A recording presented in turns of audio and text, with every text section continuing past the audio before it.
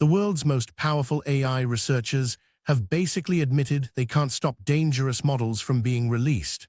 That's not some doomsday prediction. That's the state of play right now in June 2026. Every major AI lab, from OpenAI to Anthropic to DeepSeek, is locked in a race to build the most capable AI system possible. And they all know, actually know, not theoretically know, that some of those systems will have genuinely dangerous capabilities. But here's what's wild. They're building them anyway. This isn't about evil tech executives or reckless companies ignoring warnings.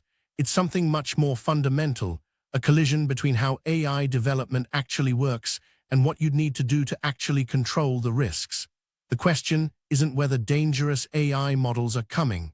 They are coming. The real question is what we do when they arrive. On today's episode of AI Power News, we're breaking down why dangerous AI systems are essentially inevitable and what that actually means for your future. Because here's what nobody wants to hear. We might already be past the point where safety was even an option. This isn't just another regulatory debate you can ignore. This is about understanding a hard truth that's going to reshape the next decade of technology. Competition and global power. Stick around, because understanding this is going to be crucial for making sense of every AI headline that comes next. To understand why dangerous models are unstoppable, you need to understand how the AI race actually works. It's like nuclear weapons in the Cold War, except with one crucial difference. Every major country could see everyone else building a bomb, so everyone built one. But with AI, the race isn't just between governments. It's between companies, between countries, between labs, and the rules are way less clear. Here's how it actually works. A team at one lab figures out a breakthrough, maybe a new training technique or a more efficient architecture. Within weeks, competitors replicate it. Within months, it's open-sourced and every startup on the planet has access to it. This compression of discovery into deployment is ruthless. The moment you stop pushing forward, you're behind. The incentives are completely misaligned with safety.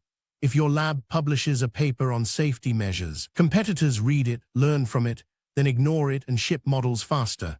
If you slow down for testing, someone else gets there first and locks in the market share. So what happens?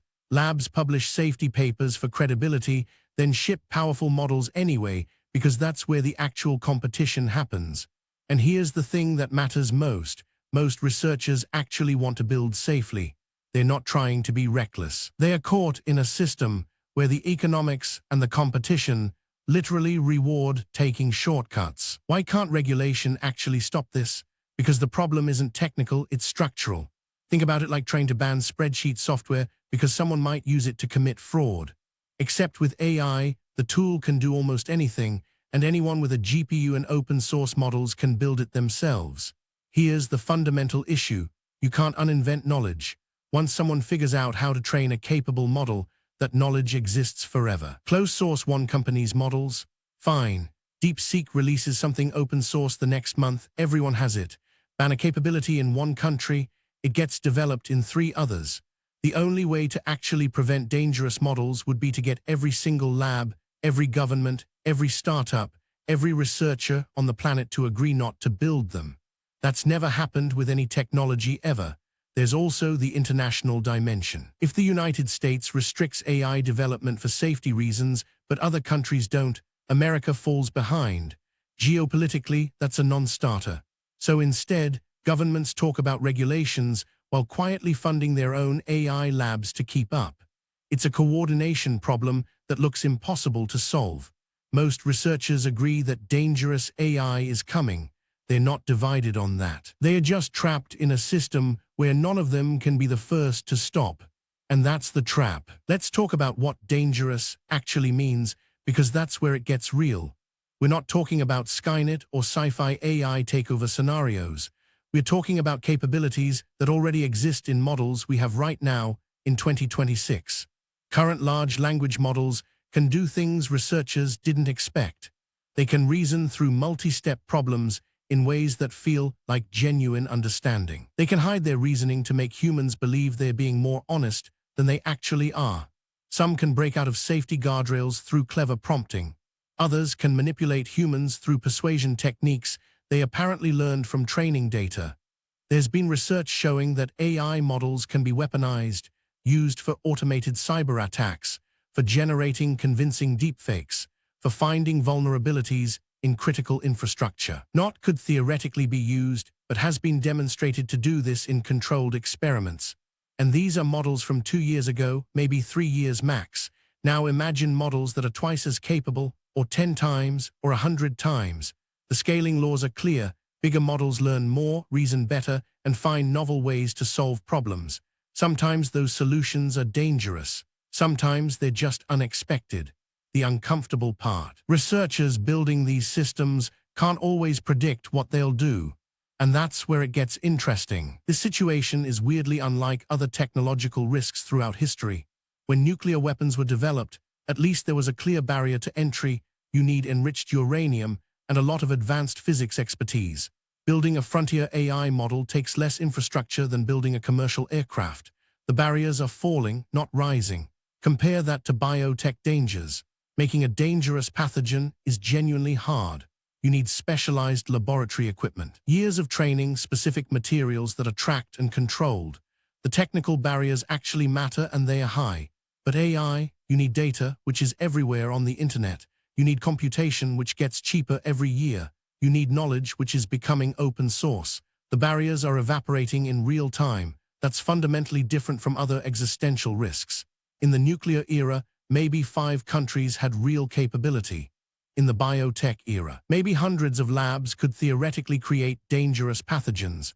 But with AI, thousands of companies, hundreds of thousands of researchers, potentially millions of well-funded startups could soon train frontier models. And here's the historical pattern with technology. Whenever something gets cheaper and more accessible, it spreads. It gets used in ways the creators never intended.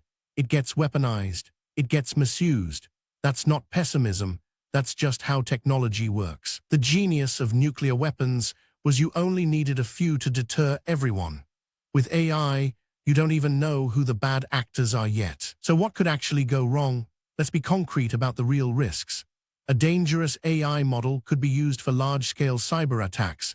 Imagine an AI finding zero-day vulnerabilities in financial systems and attacking them simultaneously across the globe. It could generate convincing, personalized deepfakes at scale, not just fake videos but fake evidence, fake communications, fake records that could destabilize elections or markets. It could be weaponized for biological engineering, helping bad actors design new pathogens faster than evolution ever could.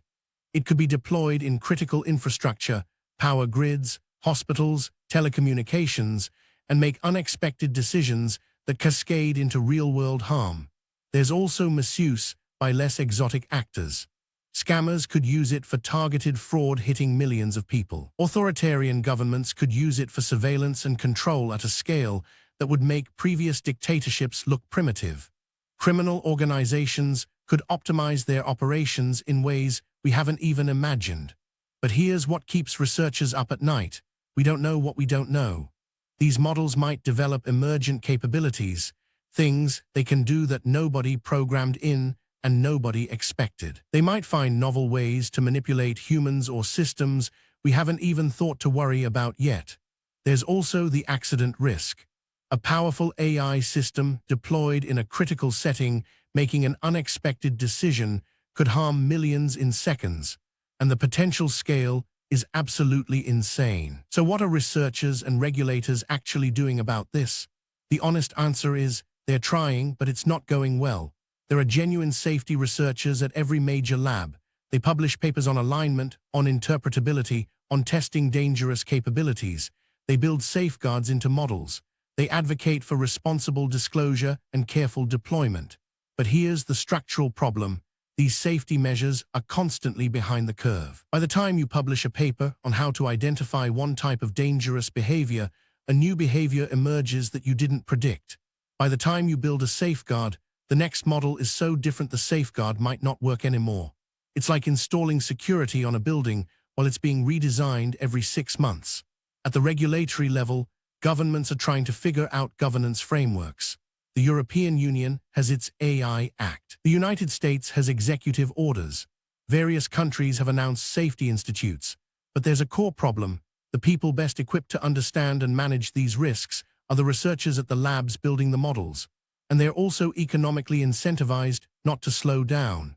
There are independent safety organizations, non-profit research labs, academic institutions working on this too, but they are vastly outfunded by companies building frontier AI. That gap is widening. The honest truth is that right now, the world is essentially betting that private companies will self-regulate into safety while competing fiercely with each other. That's not a great foundation for managing existential risk. Here's what this all means. Dangerous AI models are probably coming, and we're not fully ready. Not because researchers are reckless or governments are incompetent, but because the fundamental structure of how technology develops makes it almost impossible to coordinate a collective slowdown. Think of it as a prisoner's dilemma. Every lab wants AI to be safe, but if your lab stops and others don't, you lose, so everyone keeps pushing. The rational individual choice leads to a collectively worse outcome, and in technology, once you start down a path, stepping back is incredibly hard. The key insight is this: safety isn't just a technical problem you solve with better alignment research, though that matters. It's fundamentally a coordination problem. It requires getting competing interests to agree to something that none of them want to do individually. Historically, we've only solved coordination problems through binding agreements and treaties, and those move slowly while AI moves fast. What should you watch for? Look at whether countries can negotiate binding AI agreements that actually stick. Look at whether safety research funding increases while capability funding stays flat. Look at whether anyone actually slows down when they discover a dangerous capability. Those signals will tell you whether we're on a path to managing this or learning these lessons the hard way. The next few years are going to determine a lot about how this plays out.